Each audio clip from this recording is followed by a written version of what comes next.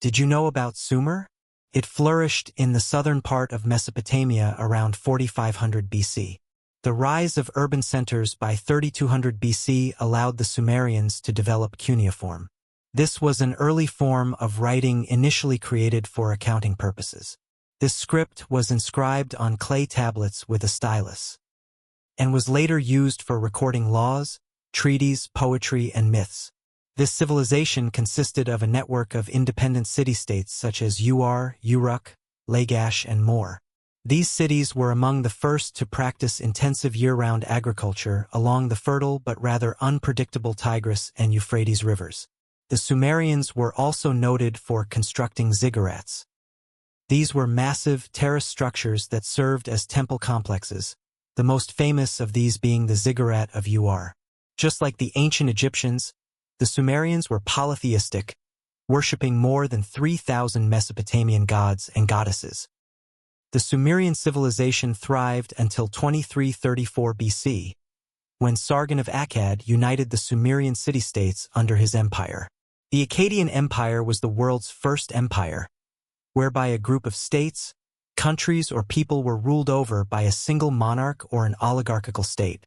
As mentioned, Sargon of Akkad is credited with unifying the city-states of Sumer. However, he also extended his new empire northward to include other parts of Mesopotamia and Syria. The Akkadians are thought to have originated from northern Arabia or southeastern Syria, but it should be noted no one knows for sure. What was implemented was an organized bureaucratic system and a centralized administration. They used Akkadian as the official language, which helped to unify their diverse groups within the empire. The empire lasted for 180 years before its eventual fall, but what's interesting to note is that later Syrian and Babylonian languages are in fact dialects of Akkadian. Its decline is commonly linked to a variety of factors, but the most important was drought and the shifting of riverbeds. This impacted agriculture, leading to economic problems, internal rebellions, and external invasions. Okay, so it's got to be a B tier. Ancient Egypt. The ancient Egyptian civilization developed along the river Nile.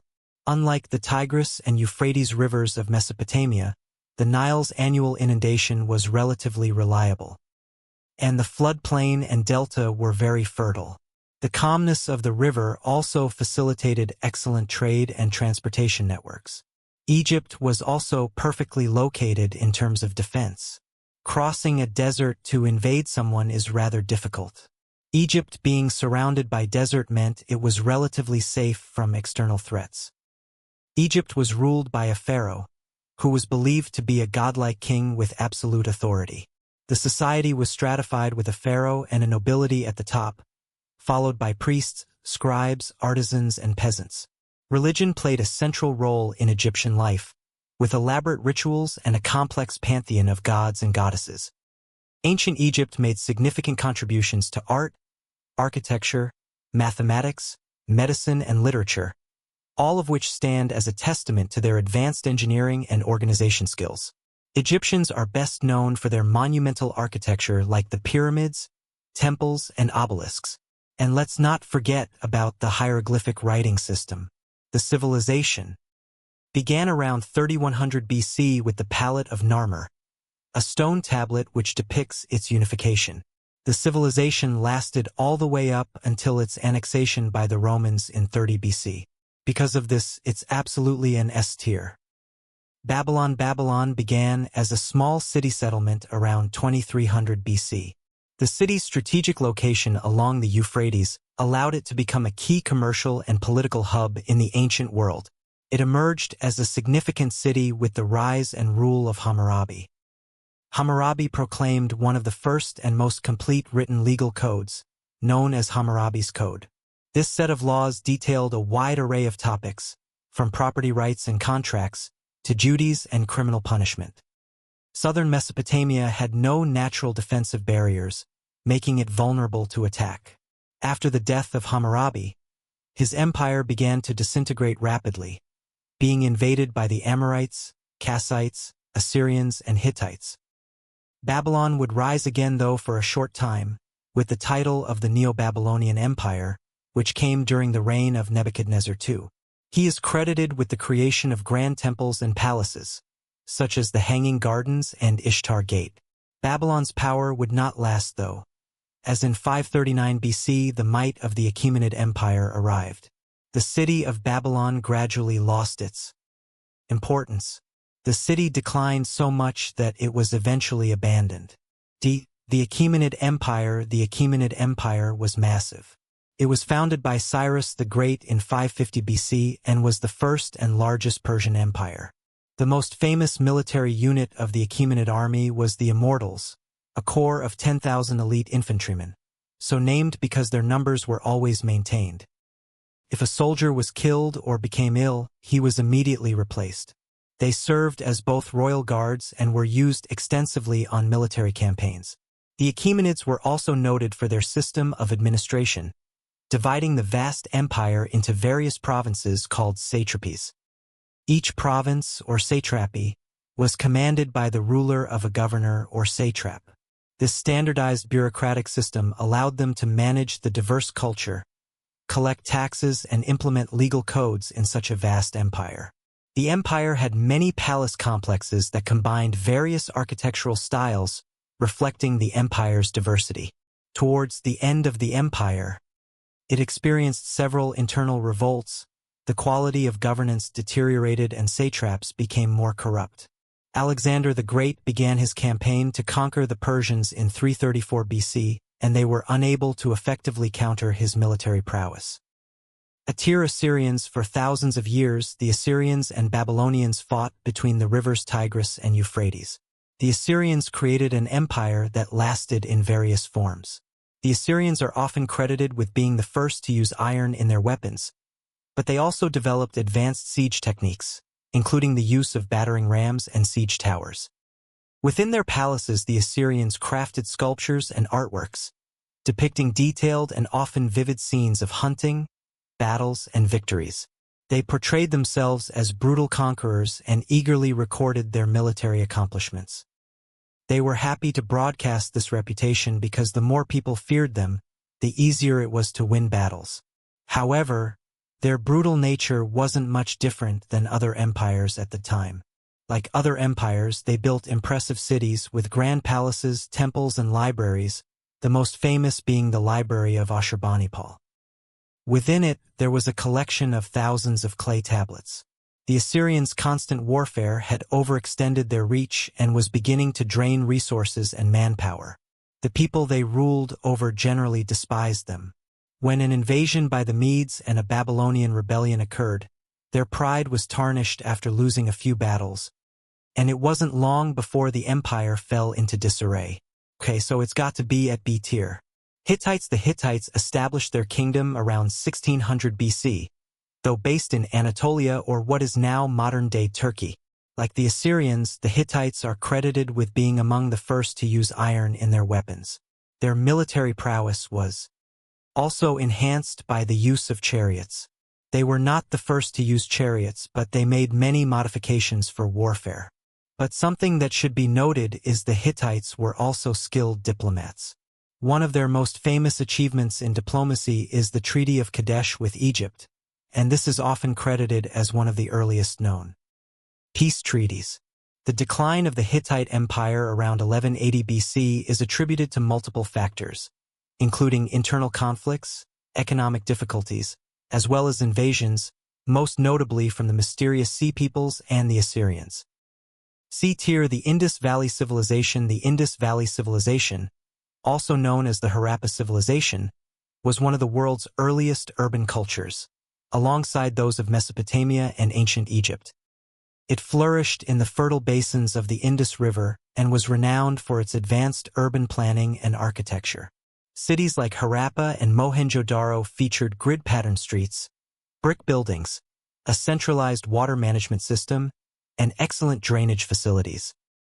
The people were also skilled craftsmen, known for their beadwork, woodworking, pottery, and metalworking. We know that they traded with Mesopotamia, as evidenced by the Indus seals found there. The civilization did develop a script, but these symbols are very short, and despite many attempts, it has not yet been deciphered. This civilization lasted from around 3300 BC to 1300 BC.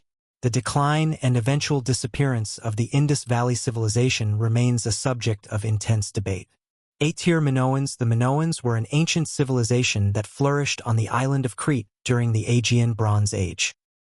It's often considered to be Europe's first advanced civilization, existing from roughly 2700 BC to 1450 BC. The Minoans are famous for their elaborate palaces. These palaces were large, multi-story buildings with complex layouts. They excelled in painting, pottery, and sculpture work, but what's also important is they were skilled sailors and traders, managing to establish extensive trade networks across the Mediterranean. The elites played a significant part in these networks. Rulers often exchanged gifts with each other. In Crete, there are depictions of monkeys and cats from Egypt, and there are even Minoan pots found in Egyptian tomb paintings. The Minoans developed one of the earliest forms of writing in the Aegean region, known as Linear A. One of the major problems when studying the Minoan civilization, though, is the fact that no one's been able to decipher this script, so we don't really know much about them. What we can theorize, though, is their decline and eventual disappearance. The first is that there was a massive volcanic eruption on the island in 628 BC. This is thought to have caused significant damage to Crete and the surrounding areas. The second theory is that of the Mycenaeans, where it is widely believed that they eventually conquered them in 1450 BC. However, the cultural and artistic legacy of the Minoans continued to influence the Mycenaean civilization and subsequent Greek cultures. B-tier Mycenaeans. The Mycenaeans were an advanced civilization that flourished in the late Bronze Age in Greece, the Aegean Islands, and western Anatolia. Much like the Minoans, they were known for their rich culture and their advanced architectural skills. Their citadels featured massive stone walls which, according to legend, were built by cyclopses. They also constructed a complex array of palaces, fortifications, and tombs. They developed what we know as Linear B, an early form of Greek writing, used primarily for administration and economic purposes. Much like the Minoans, the Mycenaeans were active traders. Their commercial networks spanned the Mediterranean, evidenced by Mycenaean goods found in Egypt, Italy, Anatolia, and the Levant. Militarily, the Mycenaeans were formidable. They are believed to have played a major role in the legendary Trojan War that occurred around the 12th century BC. The decline of the Mycenaeans around 1100 BC is part of a broader phenomenon known as the Late Bronze Age collapse. The so-called Sea Peoples were a group of maritime invaders who were a destabilizing force during that time. They may have attacked and raided Mycenaean cities, contributing to their downfall. Whatever the reason for their downfall, the Mycenaeans left a lasting legacy, as much of Greek mythology is rooted in this civilization. Lydia was an ancient kingdom located in western Anatolia. Its distinctive culture and economic system began to emerge after the Late Bronze Age collapse. The kingdom expanded significantly during the 7th century BC, predominantly because Lydia was notably rich in natural resources like gold and silver. What the kingdom is most known for, though, is its invention of coinage. This innovation marked a revolutionary development in economic history and would be adapted by every major empire after it. These first coins were made from a natural alloy of gold and silver, and they were stamped with official marks to certify their authenticity. The fall of the kingdom of Lydia and its kings came with the conquest of Cyrus the Great in 546 BC. Okay, so probably a C tier. The Mayan civilization is one of the most dominant societies of Mesoamerica. It developed in several stages. Their achievements include many great advancements in writing, art, architecture, astronomy, and mathematics. The Maya developed Mayan hieroglyphs used to record historical events, astronomical observations, and rituals. They were advanced in mathematics and notably invented the concept of zero independent of Asia and Europe. Much like the ancient Egyptians, the Maya built grand pyramids and palaces. What's even more interesting is, unlike every other major early civilization, the Mayans did not have their spawn point on a river. Instead, they relied heavily on the flooded mouths of underwater caves. but they also built water reservoirs to collect water during the rain season. The decline of the Maya is one of the great mysteries of archaeology, and there are several theories. It is important to note that while many cities were abandoned, the Mayan culture itself did not disappear. Because of this, the Qin Dynasty, often called the Qin Empire, was the first imperial dynasty of China.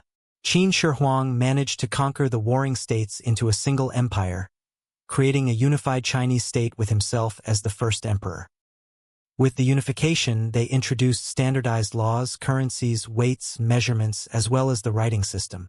The dynasty undertook massive infrastructure projects, but the most famous is the start of the construction of the Great Wall of China. The emperor was fascinated with immortality. Before his death, he ordered many throughout the empire to find a cure for death or to find an elixir for life.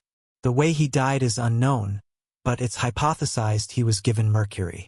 The emperor's mausoleum, guarded by the famous Terracotta Army, is another remarkable legacy of the Qin dynasty. This vast collection of terracotta sculptures depicts the armies of the emperor, buried with him to protect him in the afterlife. The oppressive government led to widespread dissatisfaction among the people, including the peasants who bore the brunt of heavy taxes and forced labor. The sudden death of the emperor left a power vacuum. His son was an ineffective leader, and infighting among officials and advisors led to chaos and the loss of authority. Despite its brief duration, the Qin dynasty's impact on Chinese history and culture was profound and lasting.